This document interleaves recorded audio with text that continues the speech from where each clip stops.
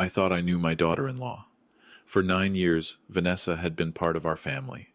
9 years of Sunday dinners, birthday celebrations, and what I believed were genuine smiles. My son Marcus had met her at a medical conference in Halifax. He was a hospital administrator.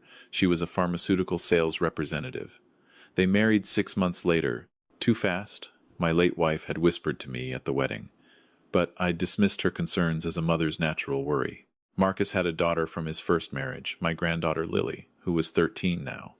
After his divorce when Lily was just 2, Marcus had raised her mostly on his own until Vanessa came along. I'd been grateful then. Vanessa seemed to embrace Lily, seemed to ease the burden on my son who was working 70-hour weeks at Toronto General Hospital. But 3 months ago, something shifted.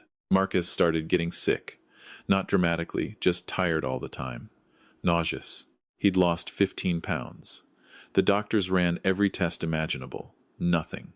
They talked about stress, about burnout, about anxiety. They prescribed antidepressants. Nothing helped. If anything, he got worse. Last Sunday, we met for brunch at the Harbourfront Cafe, our usual spot overlooking Lake Ontario. It was early November, that gray Toronto season, where the cold seeps into your bones. Lily sat between Marcus and me, pushing eggs around her plate. Marcus barely touched his food. Vanessa was on her phone, as always, typing furiously. "Honey, you should eat something," Vanessa said without looking up from her screen, her voice carrying that practiced concern I'd heard 100 times. Marcus waved her off. "Not hungry, Van." I watched my son, really watched him.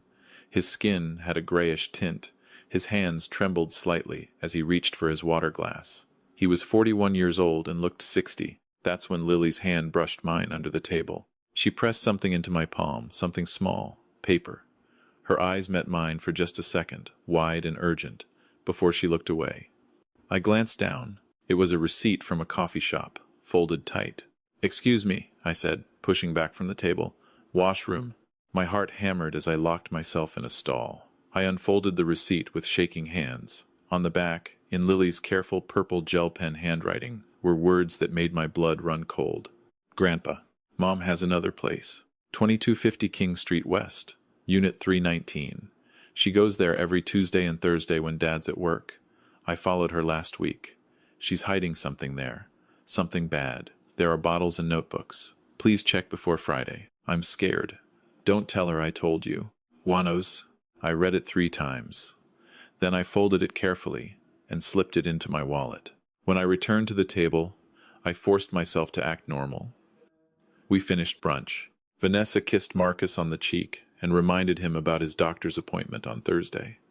She smiled at me, that perfect smile, and I smiled back. But I knew something was very, very wrong. That night, I couldn't sleep. I kept thinking about Marcus's symptoms. The nausea, the fatigue, the weight loss, the tremors. I thought about my late wife, Catherine, who'd been a nurse for 35 years. What would she do? She'd investigate. Tuesday morning, I drove to King Street West. It was one of those new condo buildings, all glass and steel, with a doorman and a code-required entrance. I waited across the street in my car, parked between a Tim Hortons and a dental office. At 10:30 a.m., Vanessa's silver Lexus pulled into the underground parking. My hands gripped the steering wheel. So, Lily was right. Vanessa did have another place. I waited 20 minutes, then walked to the building. The doorman was helping an elderly resident with grocery bags. I slipped past, caught the elevator just as a young woman in yoga clothes was getting on. "Which floor?" she asked. "3, please." She pressed the button, and we rode up in silence. Unit 319 was at the end of the hallway. I stood there for a long moment, my hand raised to knock. What was I doing? What did I expect to find? I knocked anyway. No answer. I pressed my ear to the door. Silence. I tried the handle locked, of course, but as I stood there, another resident came out of Unit 321, an older woman with a small dog. "Excuse me," I said, thinking fast.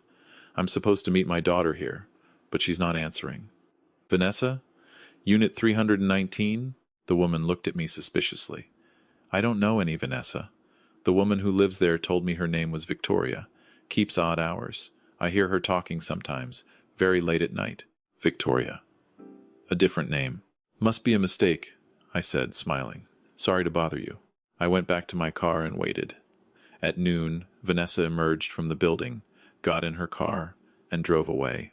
She was heading east, probably back to their house in the Beaches neighborhood. I gave her 10 minutes, then returned to the building. This time, I had a plan. The doorman was at his post. I approached him with my most helpless expression. Excuse me, sir. I'm terribly embarrassed.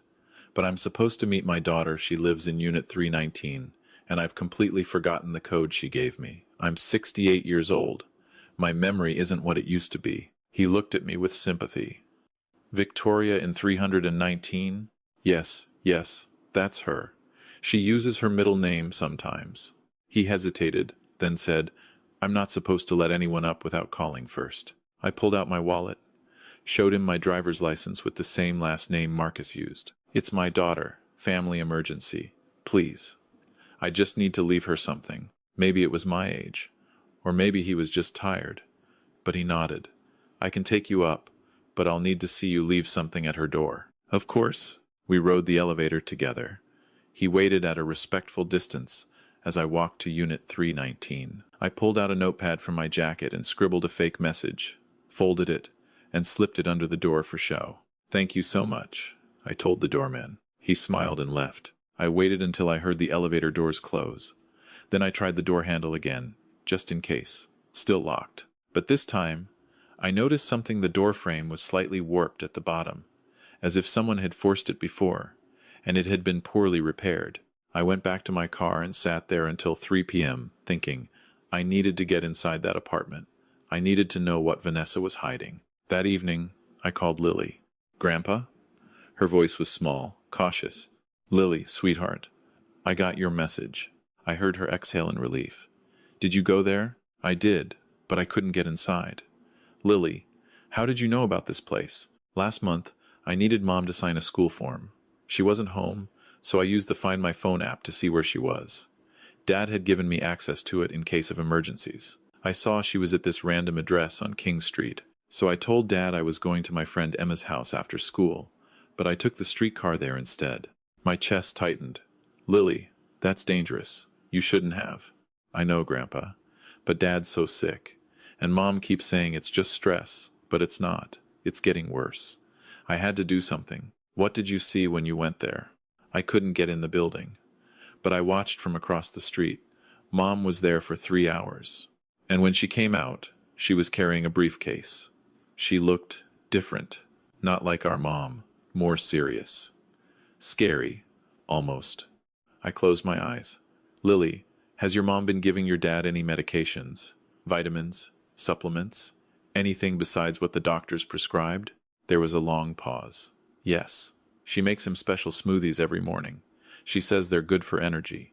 And she gives him these herbal capsules at night. She orders them online. She says they're from some wellness company. My heart was racing now. Lily, this is very important. Do not let your father know we talked.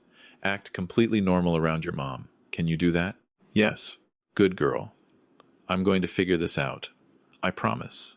The next morning, Wednesday, I drove back to King Street. This time I parked in the underground garage and found Vanessa's assigned spot #309, matching the unit number. I waited.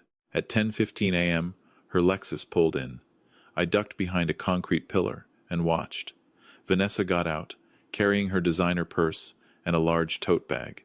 She walked to the elevator, typed in a code, and disappeared inside. I waited 5 minutes, then approached the elevator. There was a numeric keypad. I tried a few common combinations. Nothing. Then I remembered Vanessa's birthday was March 19th. I tried 0319. The elevator doors opened. 3rd floor. Unit 319. I stood outside the door again. This time, I noticed something I'd missed before. A small security camera mounted above the door frame, pointed at the hallway. My face would be on video, but I'd come this far. I knocked firmly. Vanessa? It's me, Richard. Silence. I knocked again. Vanessa, I know you're in there. Your car is downstairs. We need to talk. Finally, I heard movement. The door opened a crack, chain still on. Vanessa's face appeared, eyes wide with surprise. Richard, what are you doing here? I could ask you the same thing. Marcus thinks you're at the gym, but you're here. In an apartment you never mentioned. Using a different name. Her expression shifted, hardened. This is none of your business. My son is dying, Vanessa. That makes it my business. He's not dying. He's depressed. The doctors said. The doctors are wrong. And I think you know that. We stared at each other through the crack in the door. Then, slowly, she closed it. I heard the chain slide off. The door opened fully. Come in, she said, her voice cold. Since you've gone to so much trouble. The apartment was small, impersonal. It looked like a corporate rental, beige furniture, generic artwork, nothing personal. Except for one thing. The dining table was covered with notebooks, pill bottles, and printed documents. What is all this? I asked. Vanessa walked to the table and started gathering the papers, but I was faster. I grabbed a notebook, flipped it open. It was a log. Dates, times, dosages. The entries went back 9 years. My hands started shaking as I read. The 15th of January, 2017. Started low dose. No symptoms yet. The 3rd of February, 2017. Increased slightly. Complaining of fatigue. The 12th of March, 2017. Holding steady. Weight loss beginning. The 20th of April, 2017. Added compound B. Nausea presenting. I looked up at Vanessa. She was watching me with an expression I'd never seen before. Calm, calculating, utterly devoid of the warmth I thought I knew. You've been poisoning him, I whispered. Poisoning is such an ugly word, she said. I prefer managing his health. For 9 years? Why? She laughed, a sound with no humor in it. Why? Because your precious son is worth $3 million in life insurance, Richard. Because I've put 9 years into this marriage, and I'm not leaving with nothing. Because I deserve that money after playing happy homemaker all this time. My legs felt weak. I sat down heavily in one of the dining chairs. $3 million. His policy through the hospital. Double indemnity if it's an accident. But chronic illness works too. Slower, but just as effective. The beauty is, the doctors can't find anything because it's not one thing. It's multiple compounds, carefully balanced. Mercury from my old pharmaceutical contacts. Arsenic in trace amounts. A few others. Low doses over years. Mimics autoimmune disease, chronic fatigue, depression. By the time they figure it out, if they ever do, he'll be dead and I'll be a grieving widow. I couldn't breathe. The smoothies, the supplements, among other things. I've been very creative. Did you know you can put certain compounds in laundry detergent? Absorbed through the skin. In fabric softener. In his shampoo. You're insane. I'm practical. And I would have succeeded if it weren't for that nosy little brat. I should have known Lily was following me. She's too smart for her own good. My phone was in my jacket pocket. I'd called Lily's number before coming up but hadn't hung up. The call was still connected, recording everything. What about Lily? I asked, trying to keep Vanessa talking. What happens to her when Marcus dies? Vanessa shrugged. She goes back to her mother in Vancouver, I suppose. Not my problem. Though I'll admit she's been a complication. She watches me. Always watching. I've had to be so careful. She's just a child trying to protect her father. She's a liability, just like you are now. Vanessa opened a drawer in the kitchen counter. My heart stopped. Was she getting a weapon? But she pulled out another bottle instead. You know, Richard, you're also getting on in years. It would be so tragic if you developed similar symptoms to Marcus. Heart problems run in families, don't they? That's when I stood up, pulled out my phone, and showed her the screen. The call to Lily, still connected, had been running for 17 minutes. Vanessa's face went white. You recorded me? I did, and I'm going to walk out of here now and go straight to the police. You're going to stay right here and not move. Because my granddaughter also called 911 before I came up, and they're probably in the building already. As if on cue, I heard a loud knock on the door behind me. Toronto police, open up.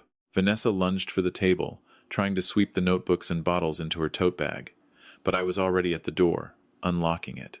2 officers entered, hands on their holsters. Richard Morrison? Yes, this is Vanessa Morrison, my daughter-in-law. She's just confessed to poisoning my son over the past 9 years. It's all recorded on my phone. One officer moved to restrain Vanessa, while the other carefully photographed the evidence on the table. You can't prove anything, Vanessa spat. That recording is inadmissible. I didn't consent. In Canada, only one party needs to consent to record a conversation, the officer said calmly, and you just confessed to attempted murder. They read her rights as they handcuffed her. She was still screaming about her lawyer when they led her away. I stood there in that cold, impersonal apartment, surrounded by the evidence of 9 years of methodical cruelty, and I wept. They took Marcus to the hospital that night. The doctors, now knowing what to look for, ran specialized tests. Heavy metal poisoning, multiple toxic compounds in his system. They started chelation therapy immediately. It would take months, maybe years, for him to fully recover. But he would recover. Lily saved her father's life. A 13-year-old girl who trusted her instincts, who was brave enough to investigate when the adults around her missed the signs, who knew how to reach out for help. The trial was 3 months later. The evidence was overwhelming, the notebooks detailing dosages, the bottles of compounds, the pharmacy records showing Vanessa had purchased the materials using fake credentials, the recording of her confession, the forensic evidence in Marcus's blood work. She'd also done this before. The police found evidence she'd been married twice before Marcus. Both husbands died of mysterious illnesses. Both had substantial life insurance policies. Vanessa was sentenced to life in prison with no possibility of parole for 25 years. Marcus is doing better now. He's back at work, though only part-time. The neurological damage from the toxins means he'll probably never be quite the same. His hands still shake sometimes. His memory has gaps. But he's alive. He sold the house in the beaches, too many bad memories. He and Lily moved into a condo downtown, closer to my place. We see each other often. Lily is thriving. She's in therapy, of course, processing what she witnessed and what she had to do. But she's strong. Remarkably strong. Last month, on a Sunday afternoon, the three of us were having lunch at the Harborfront Cafe again. Same place where Lily slipped me that receipt 9 months earlier. Marcus was laughing at something Lily said, actually laughing, and I realized I hadn't heard him laugh in years. "Grandpa," Lily said suddenly, her voice serious, "I want to be a forensic scientist when I grow up. Or maybe a police detective." "You'd be brilliant at it," I told her. "Someone has to protect people," she said, "especially from the people who are supposed to love them." Marcus reached over and squeezed his daughter's hand. "You already are, sweetheart. I've thought a lot about what happened over these past months, about how evil doesn't always announce itself. Sometimes it sits across from you at the dinner table, smiling. Sometimes it packs your lunch and kisses you goodbye. Sometimes it looks exactly like love. There are lessons here that I think about sharing whenever I can. First, trust the children in your life. Really trust them. When they try to tell you something is wrong, listen. Don't dismiss their concerns as childish imagination or drama. Kids see things adults miss because they're not yet trained to ignore their instincts. Lily knew something was wrong long before any of us acknowledged it. She trusted her gut, and it saved her father's life. Second, pay attention to patterns. Marcus's illness didn't make sense to the doctors because they were looking for a single cause. But patterns of behavior can reveal truths that individual incidents obscure. Vanessa's Tuesday and Thursday absences. Her insistence on preparing all of Marcus's food and supplements. Her career in pharmaceuticals that gave her access and knowledge. Individually, none of these things proved anything. Together, they painted a picture. Third, document everything. If something feels wrong in your family, keep records. Times, dates, symptoms, behaviors. I wish we'd started documenting Marcus's decline sooner. We might have seen the pattern earlier. Those notebooks Vanessa kept ultimately convicted her, but our own records would have helped too. Fourth, know the warning signs of poisoning. Chronic fatigue, unexplained weight loss, gastrointestinal problems, neurological symptoms like tremors or memory loss. Symptoms that don't respond to standard treatment, these can all indicate toxic exposure. If someone in your life has these symptoms, and doctors can't find a cause, consider getting a toxicology screen. It's not paranoid to be thorough when health is concerned. Fifth, understand that abuse can be invisible. Financial abuse, medical abuse, psychological abuse, these don't leave bruises. They're harder to identify and easier to explain away. The abuser often appears to be the devoted caregiver, the concerned spouse, the helpful family member. That's what makes it so insidious. Sixth, never underestimate the power of life insurance as a motive. $3 million is a powerful incentive for someone without conscience. If you or someone you love has substantial life insurance, make sure more than one person knows about it. Make sure there are safeguards. Make sure someone is paying attention. Seventh, teach your children that it's okay to question adults, even family members. Teach them that love doesn't mean blind obedience. Teach them that if something feels wrong, it probably is. Teach them who to call and how to ask for help. Lily knew she could come to me because we'd always had that relationship. Every child should have at least one trusted adult they can turn to. Eighth, if you suspect someone is being harmed, act. Don't wait for absolute proof. Don't worry about being wrong or causing embarrassment. Call the police. Call Adult Protective Services. Call someone. I could have waited. Could have tried to gather more evidence on my own. Could have convinced myself I was overreacting. But Lily's note said before Friday, and that urgency saved Marcus's life. Finally, understand that recovery from this kind of betrayal is long and complicated. Marcus didn't just survive poisoning. He survived betrayal by someone he loved and trusted. That psychological damage takes time to heal. Be patient with survivors. Support them. Understand that trust will be difficult for them. That's normal. That's healthy, even. I'm 68 years old now. I've lived through a lot: my wife's death, my son's first divorce, various health scares and financial struggles. But nothing prepared me for this. Nothing prepares you for discovering that someone in your family, someone you welcomed into your life, is capable of sustained, calculated murder. Yet I'm also grateful. Grateful for Lily's courage and intelligence. Grateful that we acted in time. Grateful that Marcus is still here, still healing, still trying. Every Sunday, we still have brunch together. Same cafe, same table by the window overlooking the lake. And every time, I'm reminded of that morning 9 months ago when everything changed. When a 13-year-old girl handed me a receipt with a message that saved her father's life. The receipt is framed now, hanging in Marcus's condo. A reminder, a warning, a celebration of the bravery of one young girl who refused to look away when something was wrong. If you take nothing else from this story, take this. Protect your family, but remember that sometimes the danger is already inside your home. Watch for the signs. Trust your instincts. And when the children in your life try to tell you something important, listen to them. Really listen. They might just save someone's life.